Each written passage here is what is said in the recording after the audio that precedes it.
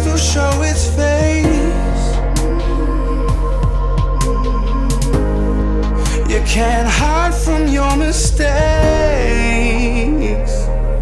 You can't run from the smoking gun. Caught in the crosshairs of the things we've done.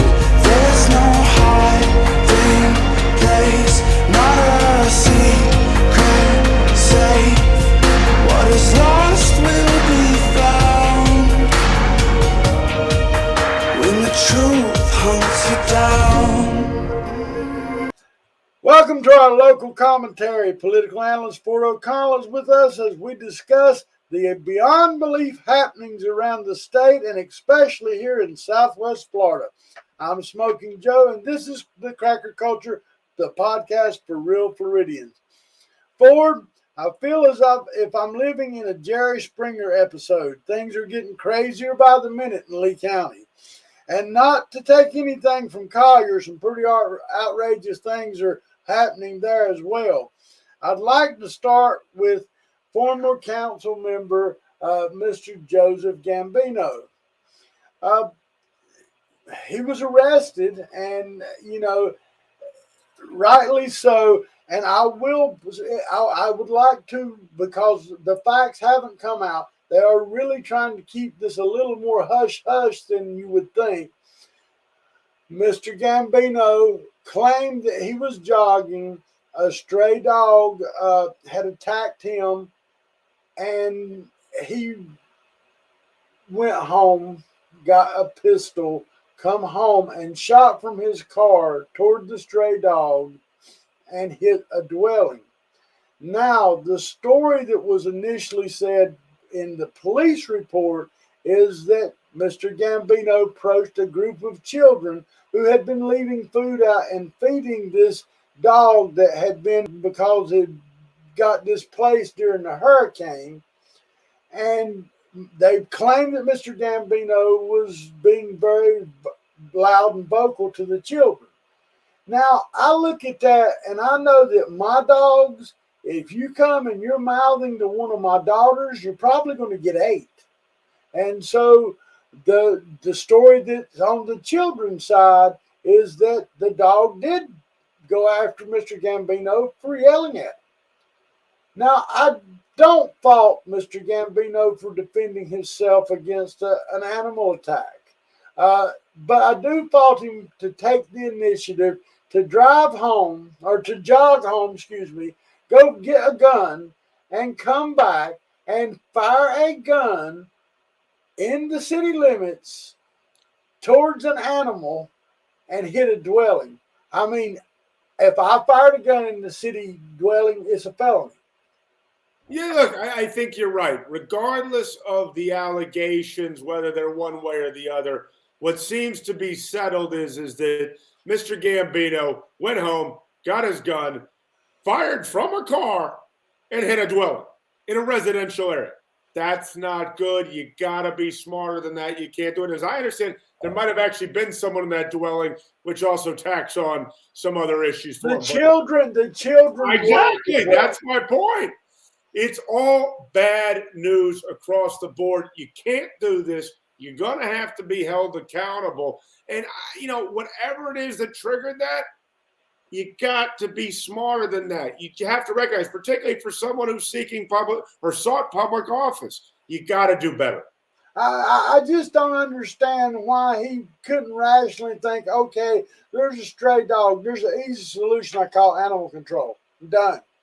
Exactly. That's the point. Don't take matters into your own hands in that type of situation because you're endangering the lives of others. Do it by the book. It was very simple. You're right. Call animal control. Well, I'm going to talk about Collier County for a minute. Despite whether you like or love him, Dwayne Chapman, also known as Dog the Bounty Hunter, has officially become a resident of Collier County. I've got no issues with Mr. Chapman. I think he fights a hell of a fight against human trafficking. And, I welcome him to our area. That being said, there are a lot of controversy coming around by some of the people that he is going to be speaking at an event for. Well, look, Joe. Let me just address Dwayne Chapman first. And I met him a couple of occasions. He's a great guy. I really like to your point, what he's doing with human trafficking. I certainly enjoyed his TV show, and I think that happens to a lot of people that come to Southwest Florida, particularly to the Naples area. They're new to the area, and people glom on. And obviously, he is someone of star power who people can see an easy way to use him to their benefit. I totally agree. And I've said this before, people don't like people's personalities. People don't like Donald Trump's personalities. I can assure you, I've got my share of people who despise my personality. But either way, you got to understand it is a personality. It is not the fact that dog's a bad person or anybody else a bad person. You either like a person or you don't. You can't fault somebody because their lifestyle is different than yours. Yeah, look, I fully agree with what you're saying. And it's the original golden rule: take people as you find them. Don't prejudge. Don't do a lot of different things. Get to know them. And unfortunately, what happens in Southwest Florida is there's so many whisper campaigns and different tribes, if you will, that unfortunately a lot of people never meet people that they really will get along with. Well, one of the people that was part of this event, and the reason this story broke, because they didn't feel like that someone talking about child trafficking, human trafficking, should have been taking part in this. And I broke a story that I probably should have exposed some time ago. A so-called advocate who has been working with local and state politicians, who's aligned with Spencer Roach, Jonathan Martin, Matt Caldwell, and many other establishment politicians, was going to be one of the people working that event. So the story come out, and I broke it. And I have got several hate emails, calls. I've had pastors call me and everything else. And I've said this on all of my shows. Right is right. If you do something that is inappropriate, you must atone for it. And, I'm sorry if you don't like the truth, and the truth hurts, but this person was found guilty of fraudulently receiving money for food stamps and Medicaid fraud. The establishment tried to purge this information, but they failed to consider that Smokin Joe had the information saved before the reports were become unavailable. The person I'm talking about is Jamie Miller, and that's so I tell everybody I want to put documentation out so they know that what we say is the truth. We're not trying to sugarcoat nothing. She is working with Citizens Alliance, which is a group that works for children, works with trying to protect the language and things in the school books and things like that. And the Southwest Florida Center Right organization, which I'm kind of a little leery of what that actually is. What is the Center Right organization? Are you familiar with this group? I am, but I think that's a good question. I mean, Citizens Alliance, we know they do great work. Some of these organizations, a lot of people don't know, and it's questionable sometimes. It seems like a new organization's always popping up in the area. Let's put it that way. Well, she also claims to be working directly with Manny Diaz, the commissioner of the Department of Education, which would imply that she is technically working with Governor DeSantis. This woman who was stealing money from the mouths of children is in Tallahassee today advocating for the so-called protection of children.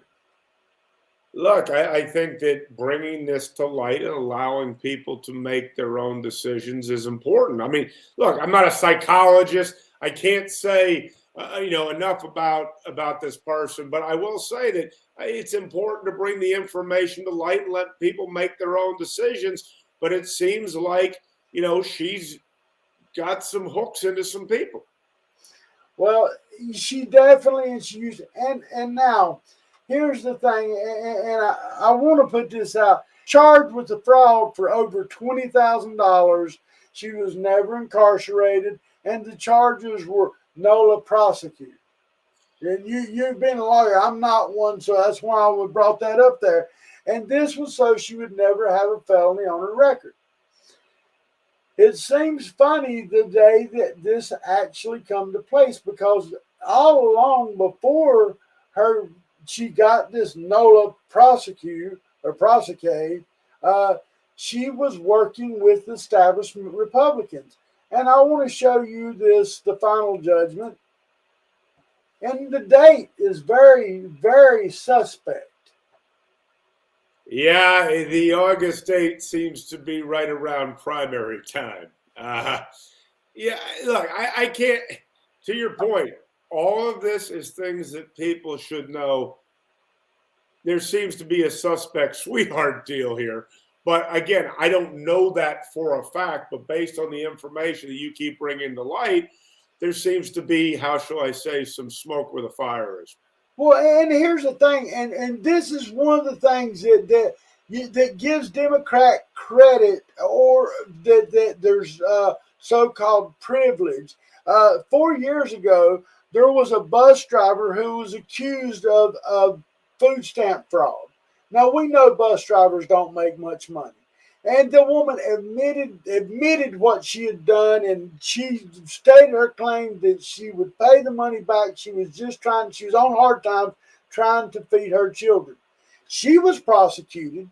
She done her time, and she lost her job.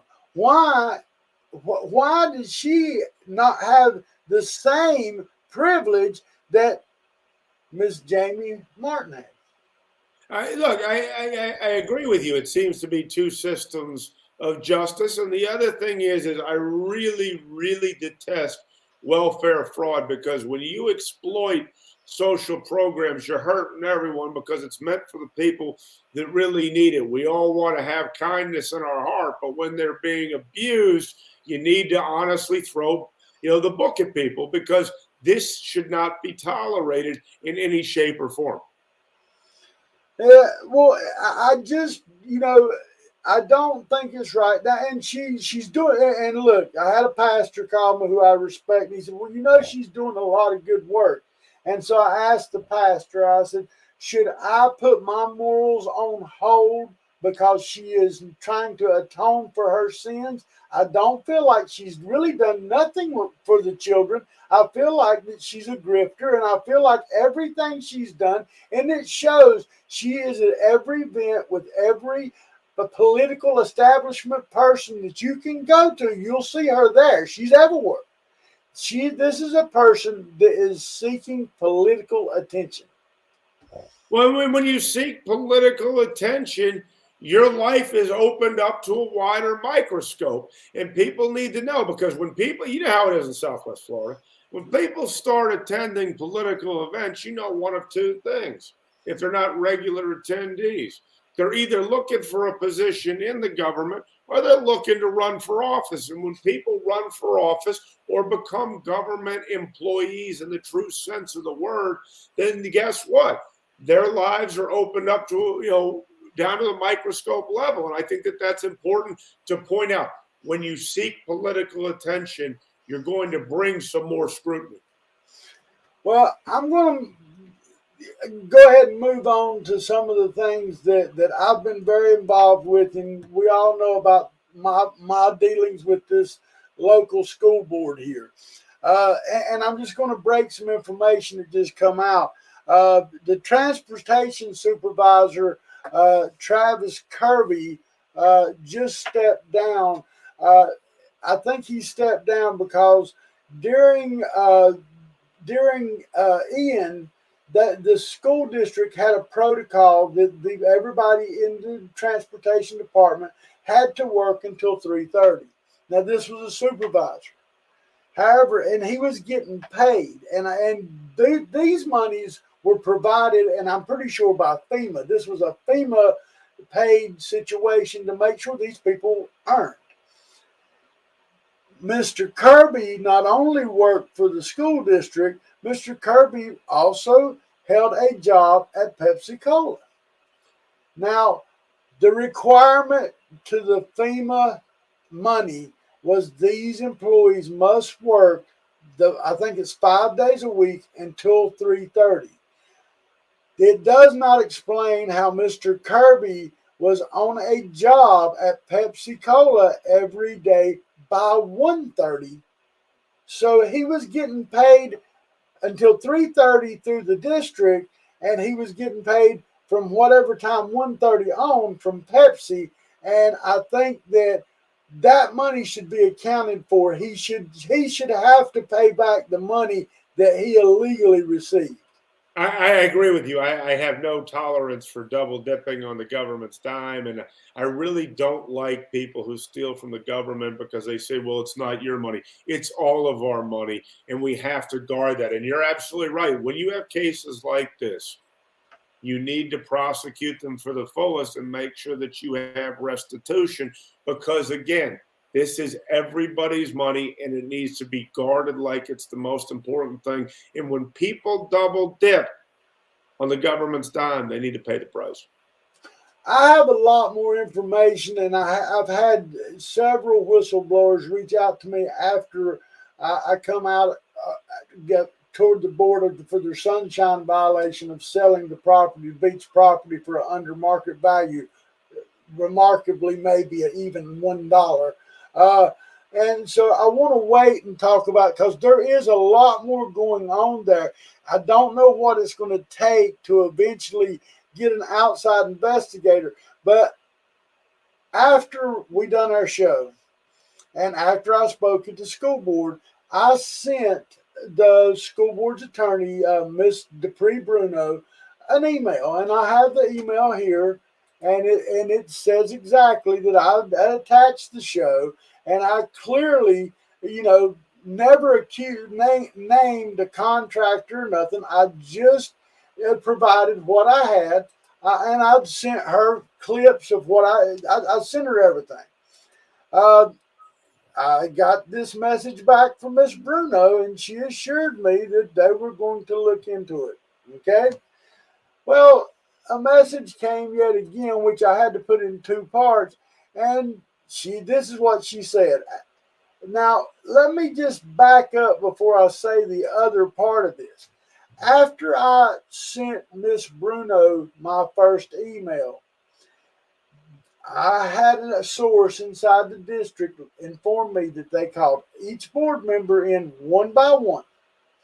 They questioned their knowledge of Mr. Allen, and they questioned if they talked to Mr. Allen about the beach property. She went on to tell me that only a few members knew Mr. Allen, and that they assured her that none of them had discussed the sale of the beach property or any property that was coming before the board, even though Mr. Allen had publicly stated that he had enough members to have a quorum. This would mean 4 members to have a quorum. Now, someone apparently had leaked the fact that I had sent this email to the attorney. Mr. Allen decided to message me and start to try to intimidate me. I let him go ahead and say what he had to say, and then I sent another message to Miss Dupree Bruno. And I think exactly what I said is, I said, you need to call Noah and get the ARC because you have a leak. And I expressed how, and she come to tell me, she said, well, you put this out in public comment, you've put it on a show with Ford O'Connell, you've done a parody on it, and all those things are true. However, in the same thing, I had the messages from the contractor, Mr. Scott Allen, that said he had never heard of me until the day after she sent me I sent her the email. So he basically told that she lied to me. This is incredible. You know, you brought this to light all because Mr. Allen decided to make these comments in public on a video. And, you know, now all of a sudden it seems to be that you're being attacked for pointing out something that is quite obvious. And rather than disputing the claims that you were making, they are attacking you and attacking your credibility and the show overall. Again, why would you go to such great lengths when you can just simply address the allegations? Allegations, I might add, that based on what we saw, the clip that you've showed in the past, Mr. Allen did indeed make. And when I originally spoke at the school board, I never even mentioned Mr. Allen's name. I said a contractor. Mr. Allen proceeded to send me some very graphic messages. And the strangest thing to me, Ford, is I'm old school Florida. I don't talk to men about homosexuality. And every message he sent to me has had something to a tone about his homosexuality, like he thinks that there's some attraction between me and him, and then all of a sudden he'll change up and be nice, and then next he's got this, I'm from up north, you don't know who you're messing with. What'd you say? Oh, you're talking to me all wrong. It's the wrong tone. You do it again, I'll stab you in the face with a soldering iron. Is that right? Let me ask you something. Huh? Does your mother sew? Boom! Get her to sew that! Well, I'm from Florida. I don't give a shit who I'm messing with. Yeah, we've only discussed these texts between us. I will just say this. I don't understand why when people really want to say something truly horrible to you, they memorialize it in text. It already becomes evidence in and of itself. And it just shocks me that people think that they're going to do that and that there's going to be no repercussions. Again, I can't speak to the gentleman's mental state, but based on what we've discussed, this is extremely odd. But and it gets even odder. I mean, and it was redundant. This went on for days. Even as this morning, I've got text from and he started out this morning. Maybe we got off on the wrong foot. Maybe we should. And the very next thing, he's talking about my fat ass and my 7 listeners that listen, and nobody cares about you and Ford O'Connell and this and that. It's very humorous, and so I didn't want to include you in that show. I wanted to point it out because I want Mr. Allen to know I am going to do a show after our show that is strictly for Mr. Allen, and I'm going to let everybody know the aggressiveness, the triggeredness of a man who I have his police reports, who has locked his wife into a closet for over an hour while she screamed and pleaded because he wouldn't let her out because she refused to have sex with him. I have the police report. And Mr. Allen, I thought that would be enough to shut him up, but it's not. I have several other police reports where he has been charged with battery and things like this. It seems this is what makes Mr. Allen look guilty. If I had somebody had said, ask a question, it was sunshine violated, I would have let it go. I would have never come after the person that just asked the question. Yeah, look, I've agreed with you. Mr. Allen put that out in an interview and then expected no one to ask any questions. You know, I can't speak to the other stuff. I'm definitely going to watch it, my friend. And I will say that one thing is great with you. There is never a boring moment. Keep things going lively. You keep pushing the envelope. But, you know, I think you make a great point about transparency in Southwest Florida, particularly in Lee County. You know, for years, it's sort of like zero interest rates. For years, no one has challenged anybody and just allowed a lot of this stuff to go on. And frankly, you're not even scratching the tip of the iceberg, and all of a sudden it seems to be a hornet's nest. Well, and it's the craziest thing is Mr. Allen, because in the email which I have, and I will put on the other show, Miss Bruno basically stated that every board member denied saying the things that Mr. Allen said they said to him or having any conversation with him about any of this. So what I said, so what the board attorney has stated is that every member up here has called Mr. Allen a liar, a pathological liar. I wasn't the one that called Mr. Allen a liar. His so-called quorum are the ones that called Mr. Allen a pathological liar. And well, he's either a liar or he's not. So we're going to find out, my friend. Well, again, I think that he thought I pursued it more than I did. I simply asked the question. At that time, I really didn't entertain filing an ethics complaint, but he has pushed me to the point where I think that either ethics or harassment, and, he's threatened me to come meet him. And look, Ford, I'm sorry. I'm a Southern boy. I went and spent almost 4 hours sitting in a remote location yesterday and let him know I was there. I had no alternative motive. If he wanted to come talk to me or whatever he thinks he wanted to do, I was there. And, and every time I sent him the message, I sent him the messages to respond. And, he don't understand, I guess, that when he reads them, his little icon clicks up to show me that he read them. He refused to answer me until late yesterday evening, where again, not only did he invite me to his man cave, which I don't know what kind of idiot thinks I'm going to walk into your dojo. I offered to meet you in an open space. And then he also went as far as to bring Alfie Oakes with me, like he's threatening Alfie Oakes.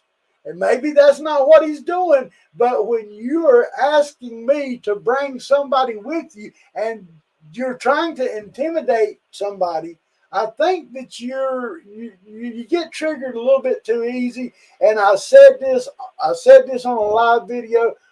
These Northerners that come to Florida and develop an alligator mouth, they better be able to back it up with their hummingbird asses. Well, this is going to be must-see TV. How shall I say? When you do this, that's exactly the point. Act like an adult. I mean, come on. And if you're going to say things, expect that they're going to come back to you. I mean, that's what being an adult is. And I've later found out I'm not the only person that Mr. Allen has sent intimidating messages to, especially some women. Mr. Allen is also the man that went on Brandon Leslie's Brandon Leslie's show and called Denise Allen a bitch and claimed that he knew her and he had never met or spoke to the woman before. Yeah, I remember that encounter. That was, again, and even Leslie pointed out you can't tolerate that. You shouldn't be saying those things. I mean, well, Leslie pointed out after Scott Allen was pulled out in the crowd and told him, hey, you were wrong for saying that and you need to go back up. That's when Leslie pointed out. Trust me, Brandon Leslie laughed and stepped off the stage. I got the video, and it was delayed. There's no question about it. Should have put his foot down right away, and he didn't. I know. I remember the clip. Well, it's the typical scenario you see with men who, and I hate to say this, they pick on people that they think they can intimidate. I'm an older guy that just had heart surgery. Maybe he thought he would intimidate me. That don't happen. And, I'm not a woman he can lock in a closet. It just ain't going to happen, And again, if Mr. Allen, his attorney, or whoever wants to contact me, they can feel free to do whatever they need to do. But this man does business in our county. Well, And I think that's the key point.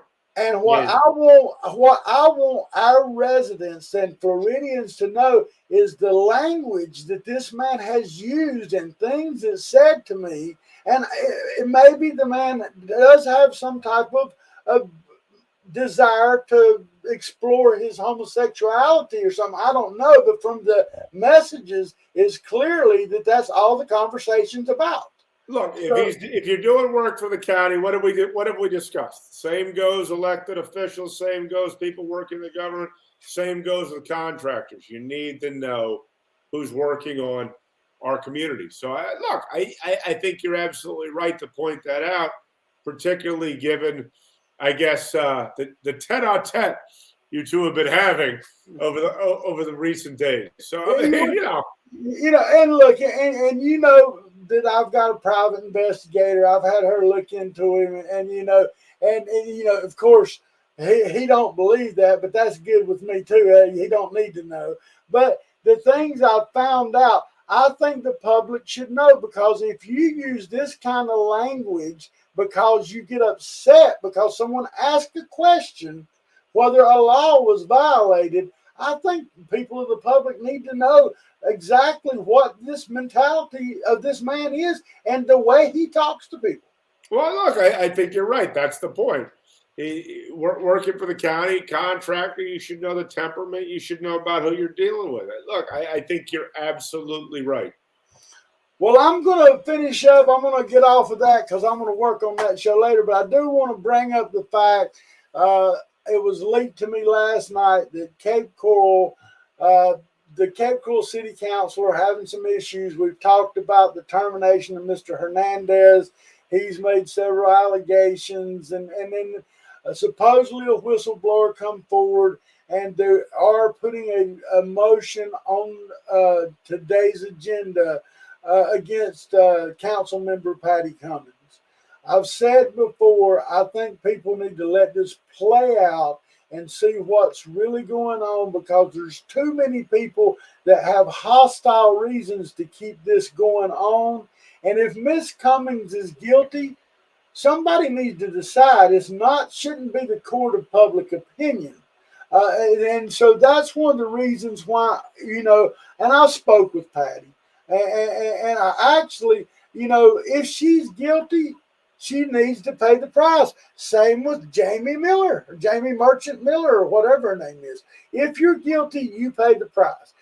Well, I think that's right. I think that this motion seems to be moving awfully fast, and you're absolutely right. If Patty's guilty, then she's guilty. But at the same time, it seems to be that we're wrapping up, again, potentially two standards of justice for people that we may or may not like, and we honestly need to get to the bottom. But if she's not guilty, you're absolutely right. The people that are lodging these allegations should be held accountable. And that's what it's all about. It's about transparency and accountability. Well, and I wanted to remain non-biased because I have no ill feelings toward neither side. And matter of fact, I know who the whistleblowers are personally. They've contacted me and asked me to put it out, and I have not put it out for the simple fact is I don't have 100% proof to say anything. And everybody's got their story, and everybody's got a reason to put a story out on somebody. And so I hope that my viewers will understand that I'm not saying that the whistleblowers that's contacted me, I don't believe them. I'm not saying that at all. And I'm not saying I don't believe Patty. I know there's some questionable things that need to be asked, and we just have to wait and see. Yeah, and look, I think that's a great approach. Get to the bottom of it, get all the cards out on the table, and there is always a rush. And as you said it, I mean, look, people always seem to be wanting to put out stories about other people in Southwest Florida, and I think sometimes you need to play it out and see exactly what is truth and what isn't. And if the allegations are true, then so be it. Well, and again, Ford, I hope, I really hope that for some reason our governor, Mr. Ron DeSantis, who has called out several school boards and in different parts of the state. I really think that all of the animosity and all of the problems we're seeing in Southwest Florida, Lee County, Collier County, there is more than enough reason for an investigation to be done outside of this district.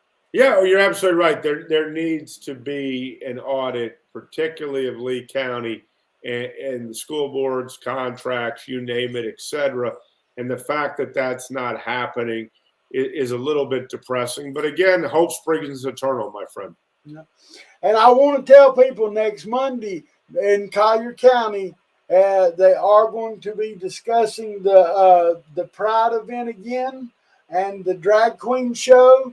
I think that you're going to see some pretty colorful comment. Anybody that's not watching that next Monday, you need to watch the Collier County City Commission meeting, because I think that there's a few things that's going to be said that are going to be shocking to a lot of people. Wow. It's rough when you got inside information you can't use. I hear you. So I guess, like everyone else, then, Joe, I'll be staying tuned too.